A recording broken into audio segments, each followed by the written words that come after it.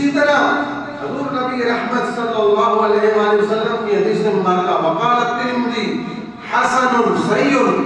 حدیث ترمذی کی ہے اور صحیح ہے، حدیث کا نمبر ہے 3858۔ حضرت جابر بن عبداللہ راوی ہیں رضی اللہ تعالیٰ عنہ، فرماتے ہیں کہ حضور نبی پاک صلی اللہ علیہ وسلم نے فرمایا کہ ایسا شخص جس نے مجھے دیکھا، ایسا بندہ جس نے میری زیارت کی سلام کے اندر آکے، اس پر جہنم کی آگ حرام ہے۔ میرے نبی نے فرمایا جس میری مان دی حالت جو ویکھیا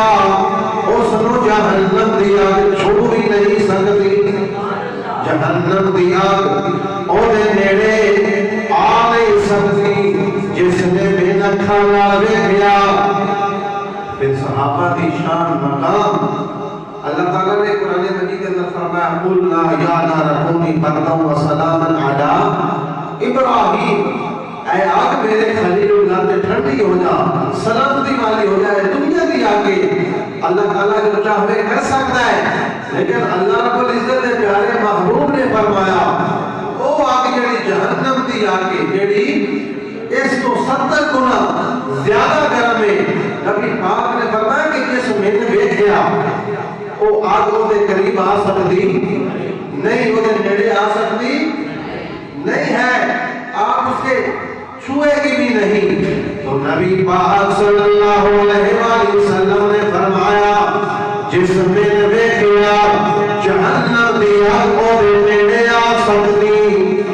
نہیں، گل یہ ممکن نہیں۔ میرے نبی نے فرمایا جس میں نے ویکھنے آئے ویکھیا،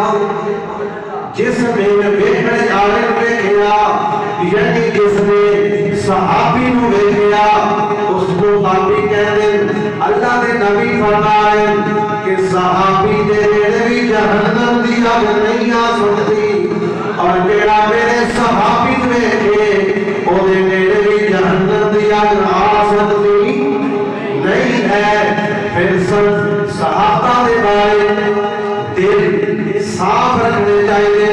دماغ صاف رکھنے چاہیے، جنہاں دے بارے اللہ دے نبی حدیثاں آخریاں ملتی ہیں نبی پاک صلی اللہ علیہ وآلہ وسلم دیاں۔ حضرت سیدنا ابو سعید خدری حضور کے صحابی ہیں، ترمذی ابو